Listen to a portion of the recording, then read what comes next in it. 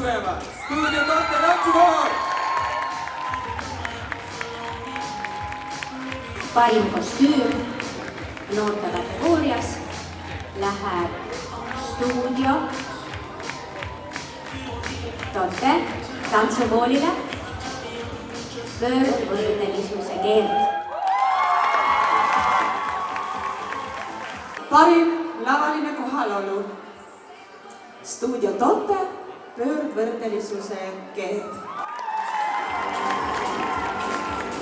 Selle eripreemia all me vaatasime ka seda, kuidas tantsijad elasid oma rolli sisse.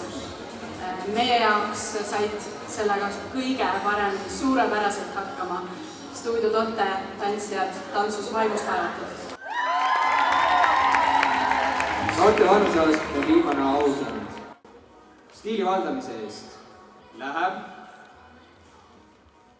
vaimust vaevatud Stuudio Totte!